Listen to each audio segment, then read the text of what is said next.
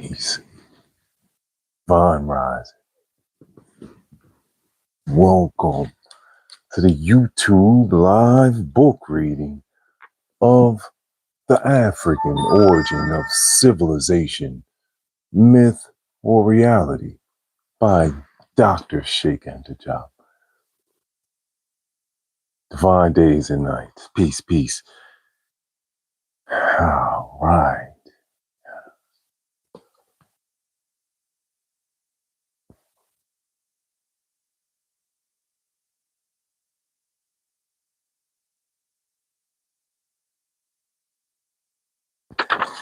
Wow. We are flying through this.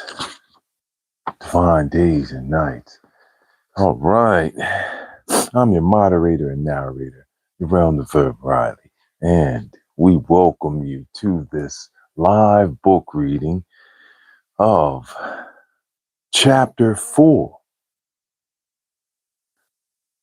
Yeah, we're flying through it, right? We're at page 93 at the top is where we pick up this reading. So, divine days and nights, wishing all love and light to everyone. Wishing great health and magical days and nights.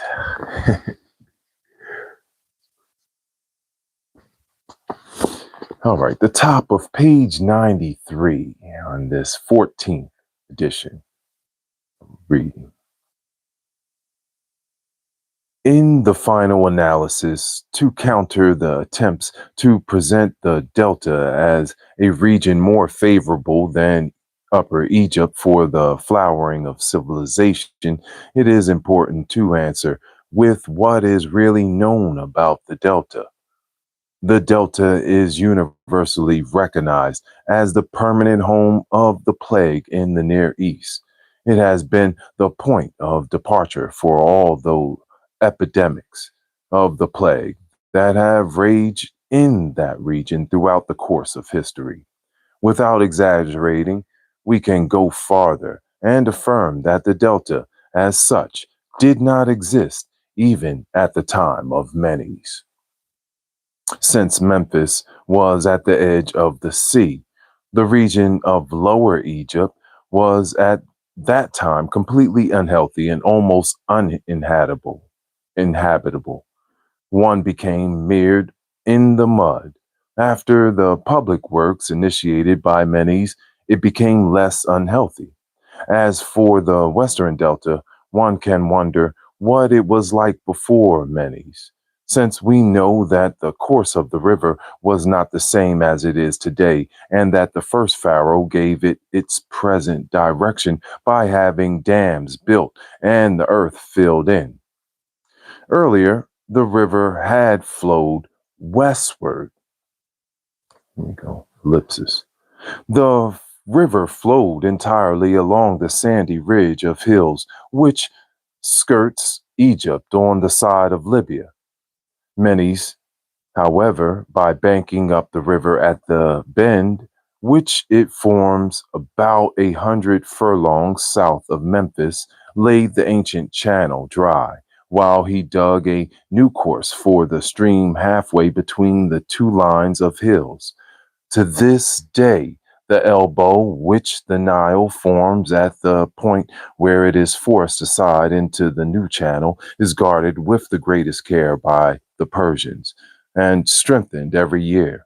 For if the river were to burst out of this place and pour over the mound, there would be danger of Memphis being completely overwhelmed by the flood. If the dams broke, Memphis would be submerged by the waters of the Nile. This proves that the site of the city was really won from the waters, somewhat like Polders. The capital of the first Egyptian king was in the south, Thebes, and Memphis was founded above all for military purposes. It was a fortified place at the junction of the infiltration routes for Asian shepherds from the east and nomads from the west, whom the Egyptians called Rebu or Lebu, whence the name Libyans, 18th dynasty. Welcome. Peace, everyone. Divine days and nights. Welcome to this live book reading.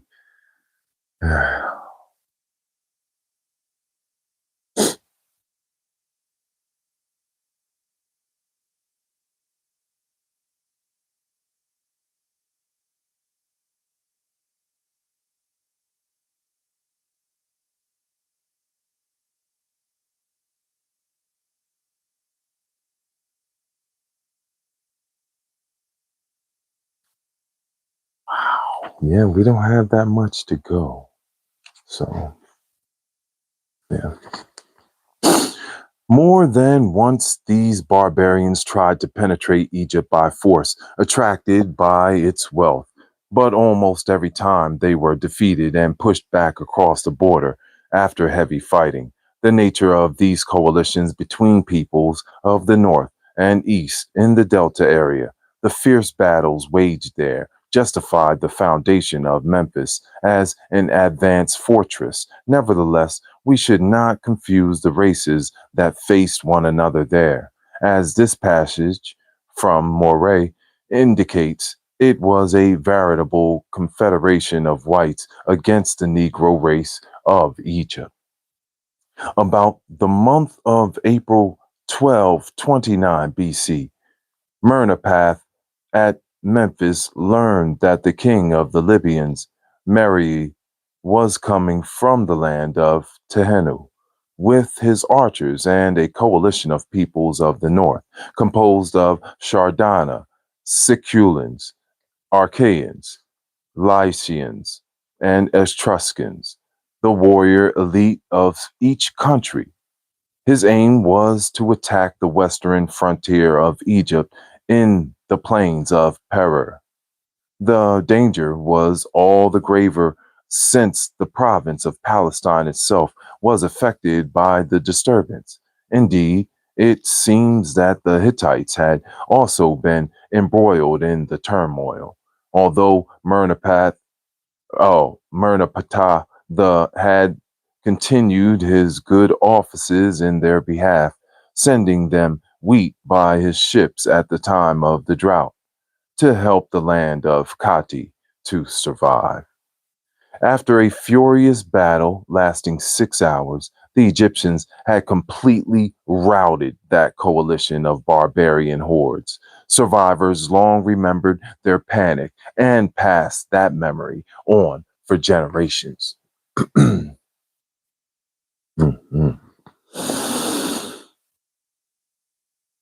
Murray fled at top speed, abandoning his arms, his treasures, and his harem. The artist reported among the slain 6,359 Libyans, 222 Seculans, 742 Etruscans, and Shardana and Archaeans by thousands. More than 9,000 swords and pieces of armor, and a great booty were captured on the battlefield. Manerptah engraved a hymn of victory on the walls of his mortuary temple at Thebes, in which he described the panic among his enemies. The young Libyan men said of the victories, "We have had none since the days of Ra." Man, the old man said to his son, "Alas, poor Libya, the Tehenu have been consumed in a single year, and the other provinces outside Egypt were also reduced in obedience. Tehenu is laid to waste, Kati is pacified, Canaan is pillaged, Ascalon is despoiled, Gezer is captured, Yenom is annihilated, Israel is made desolate and no longer has any crops. Kaharu has become like a widow without support against Egypt. All the countries are unified and pacified." Top of page 95. I will put a brief vocabulary in the description when it's finished uploading. divine days and nights. Hi, it's Heart Love, and welcome for being here. This peaceful part of YouTube book lovers community where we read books and learn from masters. I'm Master Fitness Trainer Uriel Riley, and welcome. Thank you for reading with us, YouTube. Peace, peace. We're on page 95 of this fourth chapter. At the top. Significantly, in this quotation, the victory, though won at Memphis, was commemorated at Thebes in Menerptah's mortuary temple. This confirms what was said earlier. The pharaoh Menerptah resided in Memphis by military necessity, but like almost all Egyptian pharaohs, he was to be buried at Thebes, even when a pharaoh died at Memphis in Lower Egypt. They took the trouble to transport the corpse to Upper Egypt and bury it in the sacred Theban cities, Abydos, Thebes, Karnak. In those towns of Upper Egypt, the pharaohs had their tombs next to those of the ancestors.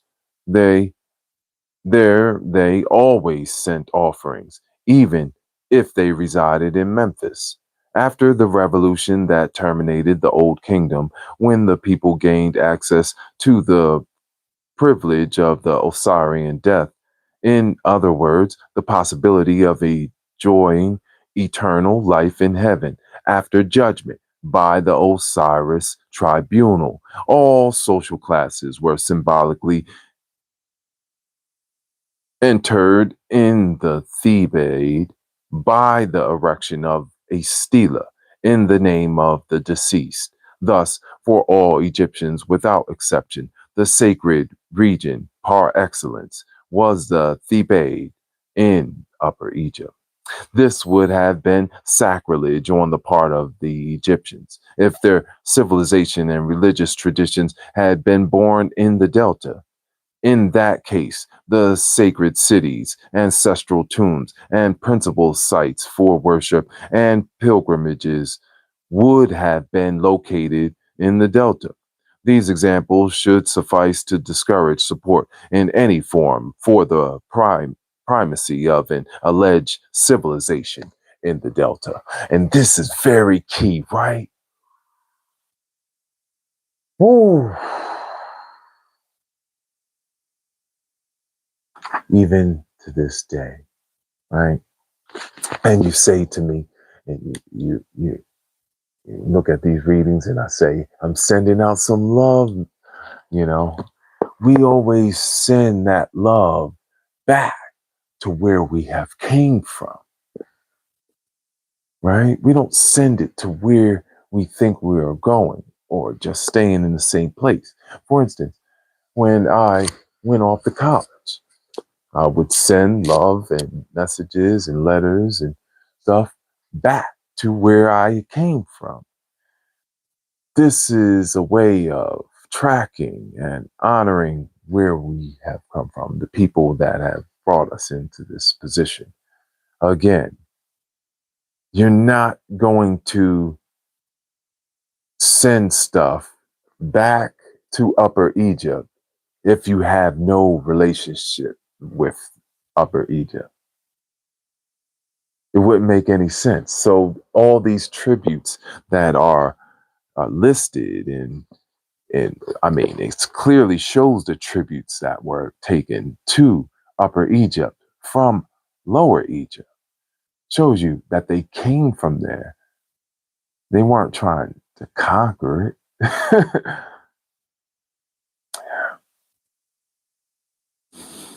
The coalition of peoples from the north and east at the time of Menerptah was but one episode in Egyptian history. Throughout that history, there were similar wars, more or less important, in that region. But except during the low period, the Negroes of the Nile Valley always got the upper hand over the barbarians. As evidence, one can cite the numerous bas reliefs depicting captives from the cliffs of Sinai as far as the temple of Medinet Habu and Thebes. Narmer's tablet. In other words, from the pre-dynastic period until the 19th dynasty, by the mission of the Libyans themselves. If we are to believe the Egyptian texts, they never scored a victory from the beginning of time. Since the days of the god Ra, no fact, no evidence, no text has come to light to refute that statement. Moray himself writes, against the background of the fertile loams of the valley, these Libyans and troglodytes assume the mien of starveling pillagers, always on the lookout for a chance to raid the Egyptian fella, peaceful and absorbed in the task of farming. They were never a source of real danger to the Egyptians, for they had as yet no swift mount capable of bearing loads. Their ass, their only drought animal, cannot travel very fast, not carry heavy loads. The camel, which will give mobility and power to the desert tribes in the days of Islam, though not unknown, was but little used. Confronted with these nomads, Egypt was ever watchful and on guard and kept up police operations on which she employed the Libyans themselves. Several tribes, like that of the Mahashawash or Mashawash, entered her service as mercenaries. In the same way, she recruited excellent troops among the Mazoi. The Pharaoh found it expedient thus to ensure himself against theft by paying a premium to those incorrigible freebooters in the guise of wages. It was only in the last days of the Theban Empire that the Libyans, grouped in a sort of federation and set in motion by a migration of peoples, became a serious menace to the Egypt, which was not to be conjured away by extemporized expedients. That statement sums up everything concrete and tangible known about the Libyans. History teaches that they were half starved pillagers, pilfers, living on the periphery of Egypt, in the western part of the Delta, that they served as mercenaries, that they settled in the Delta during the low period, and they were whites, with the exception of the Tehenu, and basically refractory to civilization at the time when the black world was already civilized. That is what historical documents teach us about the Libyans, along with their geographical distribution on the northern coast of Africa, as reported by Herodotus. We may well wonder what sort of fabrication led to attributing to such peoples, different in every respect from the Egyptians, the origin of Egyptian civilization as a crowning contradiction. They have even been presented as the Egyptians' so called savage or less cultured cousins. These Libyans were to come to the Delta as mercenaries during the low period and receive plots of land from the Pharaoh, Egypt, would then be saturated with foreigners. From this intermingling comes the relatively lighter complexion of the Copts. Thus, the Delta never really mattered in Egyptian history until the low period. If Egypt was never a maritime power, that can perhaps be explained by the fact that its civilization was born in the interior of the continent, contrary to that of other peoples on the periphery of the Mediterranean. All right, and here we have one depiction, says a black queen of ancient Sudan, possibly a descendant of Candace, whose name was often adopted by later Sudanese queens in memory of her glorious resistance, discovered by Lepsius. This figure was published by Lenormand in his History of Egypt. And here we have right here, this is 32 depiction. As you'll see, woman is holding over them. She has two swords and as Ma'at over top of. And then you see the Libyans bowing to a fist. Fine days and nights. Thank you so much for the likes and subs. We are pushing towards 700 reading books on this part of YouTube. The African Origin of Civilization, Myth or Reality by Dr. Cheikh Anta. So thank you so much for reading here. We're completing the 4th chapter. All right. Last couple lines. According to Plutarch, in Isis and Osiris, the Egyptians considered the sea a tainted secretion. This conception is incompatible with the notion of a riparian origin. We'll pause right here, end of the chapter. And this is 33 as we look at it right here, closing out.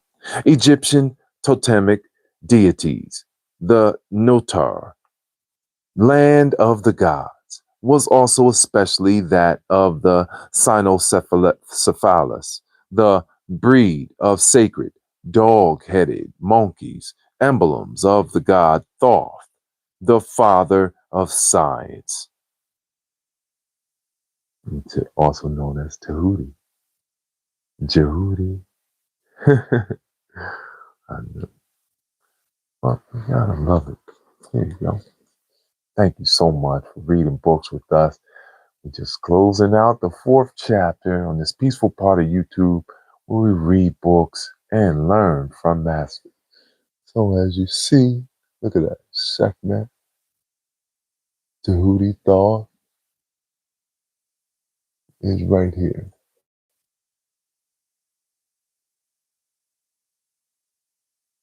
Sekhmet, Horus, Anubis. Beautiful. All right, isn't it awesome? And we've completed chapter 4, Divine Days and Nights. Eyes, Heart, Love. Thank you so much for reading books with us, shaking it up on YouTube, reading them in full.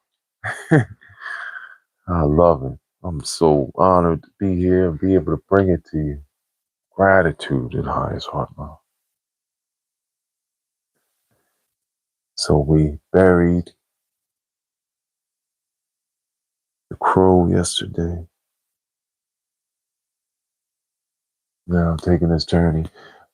The crows were just flying over top of me, gliding and squawking, recognizing what we were doing, that it was elevating and we were showing reverence. So thank you so much for reading with us, supporting us, the prayers, to all our friends and family, all love and prayers going out to those dealing with hard times right now.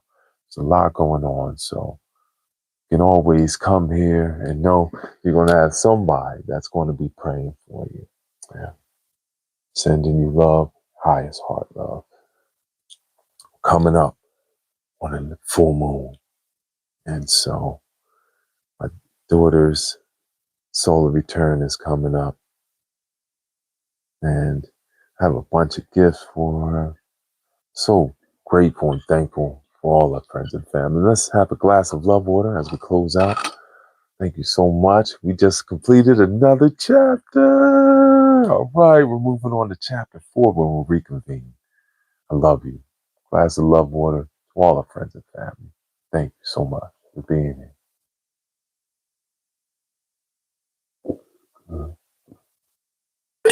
Oh, that's so great. Thank you. Wishing all the best for all of us. Have a wonderful day. Oh, go out into the world, shine your light. About to go on my AM run. Had a great workout already. Powered up. Let's continue to shake it up and shine our light. When we reconvene, we'll go into chapter 5 of The African Origin of Civilization, Myth or Reality by Dr. Cheikh at the Diop and edited and translated by Mercer Cook. Chose so well choosing this book. You really did. You did a wonderful job. So we're grateful and thankful. Right? Gotta be grateful and thankful. Let's sing I love you to our friends and family. Crows elevated. Thank you so much. All you've given us. So grateful and thankful. Ay, ay, ay, ay, ay, ay, ay. Love, love, love, love you. I love you, you, you,